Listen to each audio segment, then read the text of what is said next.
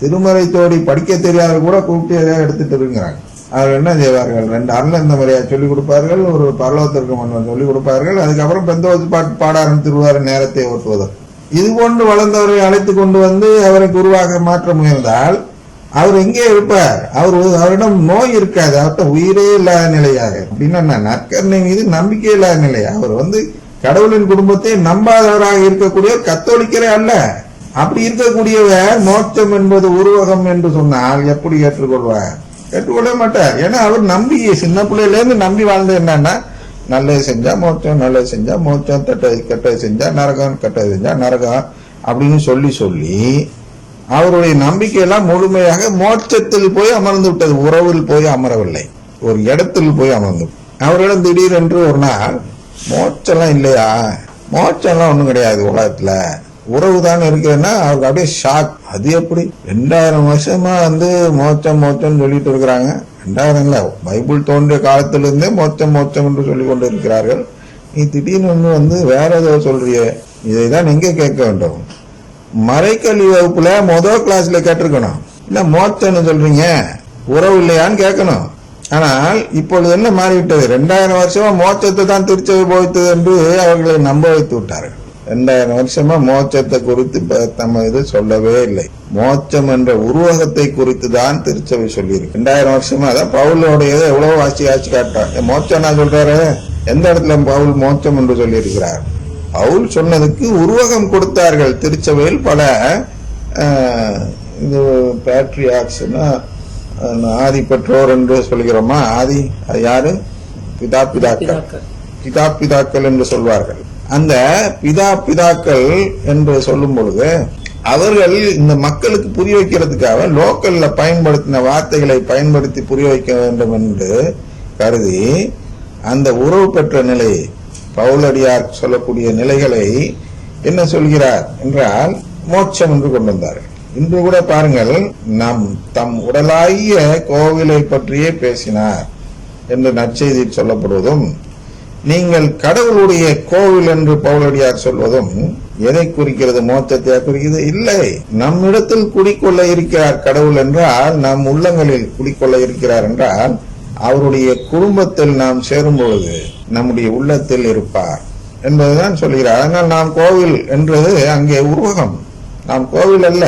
என்கிட்ட செங்கல் இருக்கா, கருங்கல் இருக்கா, சிமெண்ட் இருக்கா, என்ன இருக்கு? செவுரு இந்த இடிக்கிற மாதிரியா இருக்கு என்னுடைய உடல்? இல்லை, அது உருவகம். ஒரு கோவிலுக்குள் எப்படி ஒரு கடவுள் இருப்பாரோ, குடிக்கொண்டிருப்பாரோ, அது போன்று இந்த கடவுளின் குடும்பத்திற்குள் அவர் குடிக்கொண்டிருப்பார். கடவுளின் குடும்பத்தில் வாழக்கூடிய ஒவ்வொருவர் உள்ளத்திலும் கடவுள் உள்ளே சென்று இருப்பது போன்ற ஒரு உறவு நிலையில் இருக்கிறார். அந்த உறவு நிலையை உருவகப்படுத்தி கூறுவதுதான் இந்த கோவில். நம் உள்ளமே கடவுளின் ஆலயம் என்று சொன்னார்கள் அல்லவா?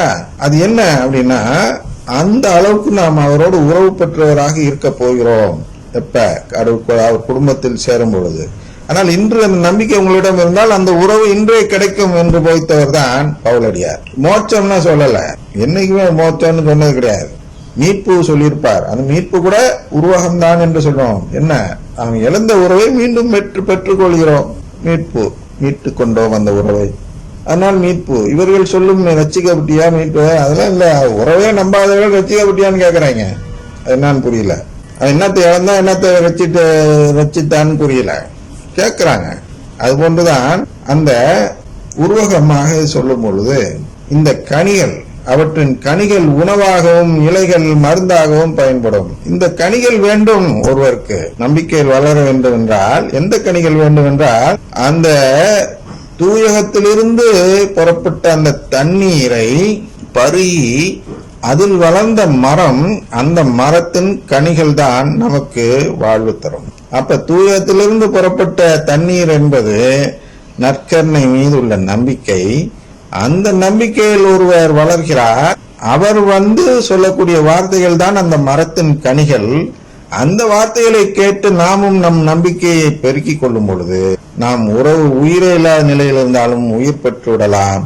அல்லது நோயுற்று இருப்பவர் மருந்தினால் அந்த குணமடைவது போல் இந்த நம்பிக்கையினால், எந்த நம்பிக்கையினால்? நற்கருணை மீது உள்ள நம்பிக்கை வளர வளர நம் ஆன்ம நோய் நலம் பெறும். அடுத்து பவுலடியார் கொரிந்தியருக்கு எழுதிய முதல் திருமுகத்தில் 3வது அதிகாரத்திலிருந்து பார்ப்போம். நீங்கள் கடவுள் எழுப்பும் கட்டடம், கடவுள் எனக்கு அளித்த அருளில் அப்படியே நான் கை தேர்ந்த கட்டட கலைஞர் போல அடித்தளம் இட்டேன். உருவகம் அவர் ஒண்ணும் போய் ஒரு கொத்தனார் இல்ல, யாரு பவுலடியார் போய் கட்டடம் எங்கேயும் கட்டல. கட்டடம் என்ற உருவத்தை வைத்து நம்மை விளக்குகிறார். ஒரு கட்டடமாக உங்களை எழுப்பி இருக்கிறேன் என்றால் அந்த நம்பிக்கையின் கட்டடமாக, நம்பிக்கையில் உங்களை எல்லாம் ஒரே ஒரு கட்டடம் எப்படி ஒன்று கூடியிருக்கிறது, அது போன்ற ஒரு குடும்பமாக நான் உங்களை எல்லாம் கட்ட அடித்தளம் இட்டேன், அதன் மேல் வேறொருவர் கட்டுகிறார். அதாங்க பிரச்சனை. அடித்தளம் இடுவது திருச்சபை. இங்க அப்பொழுது இவர் வந்து செஞ்சதுக்கு இங்க உள்ள அந்த பொருள் என்னன்னா, இங்க ஒவ்வொருவருக்கும் ஒரு அடித்தளம் இடுகிறது. திருச்சபை திருமுழுக்கு கொடுக்கிறது. திருமுழுக்கை பெற்ற நாம் அந்த திருச்சபை காட்டிய நம்பிக்கையில் வளர வேண்டும். ஆனால் நாம் என்ன செய்கிறோம்? சிலுவை நற்செய்தியை விட்டு சிலுவை நற்செய்திக்கான அடித்தளத்தை திருச்சபை கொடுக்கிறது. எதிலிருந்து தெரிகிறது என்றால், அந்த 16ஆம் பெனடிக்ட் திருத்தந்தை அவர்கள் கூறிய வார்த்தையிலிருந்து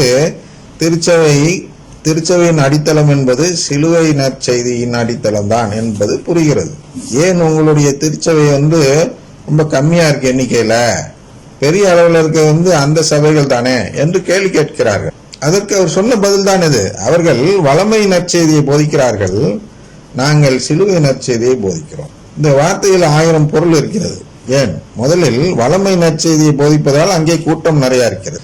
ஏன் வளமை நற்செய்தி கூட்டம் இருக்கிறது என்றால் அது மனிதனுக்குரிய செயல், மனிதனுடைய எதிர்பார்ப்பு. வளமை மனிதனுக்கு ஏற்புடையவை பற்றி அவர்கள் போதிக்கிறார்கள். நாங்கள் கடவுளுக்கு ஏற்புடைய பற்றி போதிக்கிறோம். இதுதான் அதோடைய உட்பொருள். அவர்கள் மனிதனுக்கு ஏற்புடைய போதிப்பதால் மனிதர்கள் அநேகர் அதை ஏற்றுக்கொள்கிறார்கள். நாங்கள் கடவுளுக்கு ஏற்புடையதை பற்றி போதிக்கும் பொழுது நமக்கு வரவேற்பு குறைவாக இருக்கிறது. ஆனால் யாரெல்லாம் சிலுவை நற்செய்தியை ஏற்றுக்கொள்கிறார்களோ அவர்கள் தான் மீட்கப்படுவார்கள். அதான் அதோடைய மறைமுக செய்தி. அவர் உலகத்துக்கு கொடுத்த மறைமுக செய்தி என்னென்றால், நீங்கள் வளமை நற்செய்தியை கடைபிடித்து வாழ்ந்தால் நீங்கள் மோட்சத்திற்கு போக முடியாது. சிலுவை நற்செய்தியை கடைபிடித்து வாழ்ந்தால்தான் கடவுளின் உறவை பெற முடியும் என்று அவர் கூறிய அந்த வார்த்தைகள். அதுதான் அந்த அடித்தளம். என்ன அடித்தளம்? திருச்சபையில் இருக்கிறது என்ன? கத்தோலிக்க திருச்சபைக்கு நாங்கள் கொடுப்பது சிலுவை நற்செய்தியின் அடித்தளம். அதன் மீது வேற எவனோனா இப்போ யார் கட்டுறான்னா அந்த அருங்குடை இயக்கத்தினர்கள் என்ன செய்கிறார்கள்? வளமை நற்செய்தியை கட்டுகிறார். அந்த நம்பிக்கையே இந்த அடித்தளத்தின் மீது கட்டுகிறார். அதனால்தான் பிரச்சனை வருது.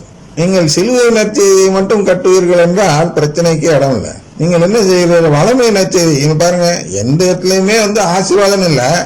இவர் ஆசீர்வாதம் சொல்லி வளமை நற்செய்தியை இன்றைய மறைவுரையில் கட்டி வைத்திருக்கிறார். எத்தனை 1000 பேர் எத்தனை லட்சம் பேர் தெரியாது. இந்த திருப்பலை காண்பார்கள், அந்த ஆசீர்வாதம் என்று நம்புவார்கள். அதுபோன்று அவர் அடித்தளமிட்டது வேறு, அல்ல கட்டுகிறது வேறு. அதாவது அடித்தளமிட்டவர் வேறு, அது மேல் கட்டுகிறவர் வேறு. அதன் மேல் வேறொருவர் கட்டுகிறார். நான் அடித்தளமிட்டேன், சரியா? அந்த கடவுளின் குடும்பத்தை அடையாளமாக வைத்து அடித்தளமிட்டேன். ஆனால் இப்பொழுது கடவுளின் குடும்பத்தை நம்பாதவர்கள் அதன் மேல் கட்டுகிறார். அதான் அருங்குடை இயக்கம். அவர்கள் கடவுள் குடும்பத்தை நம்பாதவர்கள். நம்பினால் அந்த இயக்கத்திலே இருக்க மாட்டார். ஏனென்றால் அந்த கடவுள் குடும்பத்தை நம்பாதவர்கள் ஆரம்பித்த இயக்கம் அது. யாராவது அதில் சேருவாங்களா? நம்முடைய தந்தைக்கு எதிராக ஒருத்தர் செயல்படும் பொழுது நாம் சென்று அதில் பாடுபடுவோமா? மு.க. ஸ்டாலின் அவர்கள் ஏடிஎம்கேல் சேரலாமா? அது போன்ற நிலை. ஆனால் கடவுளின் குடும்பத்தை நம்புகிறவர்கள் அருங்குடை இயக்கத்தில் சேர மாட்டார்கள்.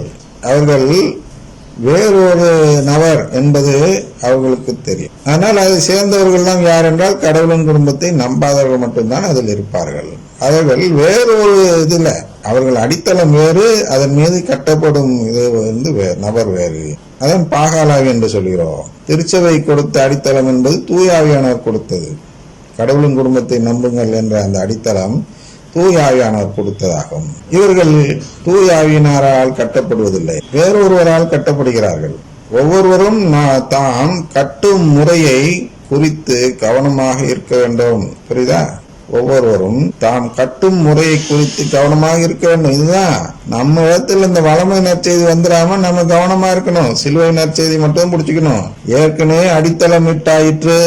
இவ்வடித்தளம் இயேசு கிறிஸ்துவே, அதாவது நற்கருணை ஆண்டவராகி இயேசு கிறிஸ்துவே, வேறொரு அடித்தளத்தை இட எவராலும் முடியாது. எவ்வளவு தெளிவா சொல்லிட்டு வர்றாரு பாருங்க. நீங்க அந்த திறவுகோல் எடுத்துட்டு போனா எல்லாமே தெளிவா இருக்கும். திறவுகோல் இல்லாமல் போனால் எதுவுமே புரியாது. என்ன திறவுகோல்? கடவுளின் குடும்ப நம்பிக்கை என்ற திறவுகோல், கடவுளின் குடும்பத்தின் மீது நம்பிக்கையுடையவர் நான் என்ற திறவுகோல். அதுதான் நீங்க சொல்கிறார். ஏற்கனவே அடித்தளம் விட்டாயிற்று. ஒவ்வொருவரும் தான் கட்டும் முறையை அறிந்து கவனமாக இருக்க வேண்டும். அருங்குடைய இயக்கத்துல போய் மாட்டிக்காதீங்க. அவங்க கட்டும் முறையை மாற்றி விட்டார்கள். திருச்சபையின் அடித்தளத்தின் மீது கட்டுவதில்லை. நற்கருணைக்கு எதிரான சபையின் அடித்தளத்தின் மீது கட்ட முறையை கடைபிடிக்கிறார்கள். ஏற்கனவே திருச்சபை உங்களுக்கு அடித்தளமிட்டது எது என்றால் கடவுளின் குடும்பம் இருக்கிறது என்ற நம்பிக்கையில் தான் அடித்தளமிட்டது. அதன் பேரில் தான் உங்களுக்கு திருமுழுக்கு கொடுக்கப்பட்டது. இவ்வடித்தளம் இயேசு கிறிஸ்துவே, நற்கருணை ஆண்டவராய் இயேசு கிறிஸ்துவின் மீது உள்ள நம்பிக்கை தான் அந்த அடித்தளம். நற்கருணை ஆண்டவரை நம்பாத இயேசு கிறிஸ்து இன்னும் நம்புறேன் என்று சொன்னால் அவர் இந்த அடித்தளத்தை சேர்ந்தவர் அல்ல, வேறொரு அடித்தளத்தை சேர்ந்தவர். வேறொரு அடித்தளத்தை இட எவராலும் முடியாது. இந்த அடித்தளத்தின் மீது வேறொரு இதை விட்டு செய்யறதுல முடியாது. நீங்கள் கடவுளுடைய கோவில் என்றும் கடவுளின் ஆவியார் உங்களில் குடியிருக்கிறார் என்றும் உங்களுக்கு தெரியாதா? இந்த கடவுளின் ஆவியார் என்று சொல்கிறோம் அல்லவா, அதான தூய ஆவிய இயக்கம் சொல்லி இந்த அருங்குடைய இயக்குனர் சொல்லுகிறார்கள். அப்ப எப்படி நான் துணிஞ்சி இவர்கள் கடவுளின் ஆவியை சேர்ந்தவர்கள் அல்ல என்று சொல்கிறேன் என்றால், இந்த கடவுளின் ஆவியார் என்ன செய்கிறார் என்றால் நமக்கு அந்த உறவை கொடுக்கும் ஆவியாக இருக்க வேண்டும். கடவுளின் உறவை கொடுக்கக்கூடியவர் தான் அந்த தூய ஆவியார், கடவுளின் ஆவியார். அந்த உறவை பெறும் அடையாளமாக அவர் நமக்குள் இருக்கும் பொழுதுதான் நாமெல்லாம் ஒரே கட்டடத்தை சேர்ந்தவர்கள் என்பதற்கு அடையாளமாக அவர் இருக்கிறார். ஆனால் அங்கே தூய ஆவியார் என்பவர் என்ன சொல்கிறார்? கடவுளின் குடும்பம்லாம் இல்லை என்று சொல்லக்கூடியவராக இருக்கிறார். அதனால் அவர் இந்த கட்டடத்தை கட்டுபவர் அல்ல, அவர் இந்த கட்டடத்தை இடிப்பவராக இருக்கிறார். அதனால்தான் அதை பாகாலாவி என்று துணிந்து சொல்கிறார். ஒருவேளை அது தூய ஆவியா இருந்து நான் பாகாலாவி என்று சொல்லிவிட்டால் எனக்கு இம்மையிலும் மறுமையிலும் மன்னிக்க முடியாத பாவம் செய்தவர் என்ற ஒரு நிலை ஏற்படும். ஆனால் நான் என்ன சொல்கிறேன்? துணிந்து பாகாலாவி என்று ஏன் சொல்கிறேன் என்றால் அந்த ஆவி இந்த உறவை கொடுப்பதில்லை, இந்த கட்டடத்தை கட்டக்கூடியதாக இல்லை. அது நம்மிடத்தில் குடியிருக்கிற ஒரு கடவுளின் ஆவியாக இல்லை, மாறாக அது கடவுளின் உறவை முறிக்கும் ஆவியாக இருக்கிறது. அது எப்படி தூய ஆவியாக இருக்க முடியும்? அதனால நான் துணிந்து சொல்கிறேன், அது தூய ஆவியே அல்ல. பயப்படாதீர்கள், நீங்களும் சொல்லுங்கள் அது பாகாலாவி. பயப்படவே வேண்டாம். பயப்படாமல் சொல்லும் பொழுதுதான் நீங்கள் நற்கருணை ஆண்டவரை நம்புகிறீர்கள் என்பது வெளிப்படும். அதற்கு அச்சப்படுவீர்கள் என்றால் நீங்களும் நற்கருணை ஆண்டவரை நம்ப தயங்குகிறீர்கள் என்று ஆகிவிடுவதால் இந்த அடித்தளத்தில் வேறொருவர் கட்டுவதற்கு இடம் கொடுக்கிறீர்கள் என்று பொருள்படும். எனவே நீங்கள் கடவுளுடைய கோவில் என்றும் கடவுளின் ஆவியார் உங்களில் குடியிருக்கிறார் என்றும் உங்களுக்கு தெரியாதா? ஒருவர் கடவுளின் கோவிலை அழித்தால் கடவுள் அவரை அழித்து விடுவார். அதான் நான் சொன்னேன். ஒருவேளை அந்த அருங்குடை இயக்கத்தினர்கள் கடவுளின் கோயிலாக உண்மையிலேயே தூயாவியை பெற்றவர்களாக இருக்கும் பொழுது நான் அவர்களை அழிக்க பார்த்தால், அவர்களை குறை கூற பார்த்தால் கடவுள் என்னை அழித்து விடுவார். ஏனெனில் கடவுளின் கோயில் தூயது, நீங்களே அக்கோவில். சரியா? அதனால் அவர்கள் அந்த கோயிலா இருக்கும் பொழுது அந்த தூயகத்தை நான் பாழாக்க பார்த்தால் நான் கடவுளுக்கு எதிராக குற்றம் புரிபவனாக மாறுவேன்.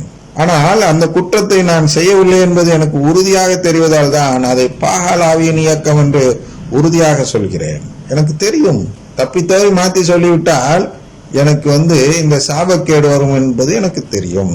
தெரிந்து ஏன் சொல்கிறேன் என்றால் அது நன்றாக எனக்கு என்ன தெரியும்னா, தூய ஆவியார் கூறிய அறிகுறி அங்கே எதுவும் இல்லை. முதல்ல என்ன அறிகுறி? உயிர் தரும் அறிகுறி என்றால் அந்த நற்கருணை, அதாவது அந்த கடவுளின் குடும்பத்தை நம்பும் செயல் அங்கே இல்லை. தூய ஆவியார் ஒருவரிடம் குடிக்கொள்ள வேண்டும் என்றால் நாம் கடவுளின் குடும்பத்தை சேர்ந்தவராக இருந்தால்தான் அங்கே குடியிருப்பார். கடவுளின் குடும்பத்தை சேராதவரிடம் சென்று இவர் குடியிருப்பார் என்றால் அவர் தூய ஆவியானவரே அல்ல. நம்ம எல்லாம் தவறாக வழி நடத்தக்கூடிய ஏதோ வேறொரு ஆவி, வேறொரு அடித்தளத்தில் கட்டப்படும் ஒரு ஆவி என்பதை நாம் புரிந்து கொள்ள வேண்டும். அதை புரிந்து கொண்டால்தான் நாம் உண்மையான தூய ஆவியாரை நம்புகிறோம் என்பது வெளிப்படும்.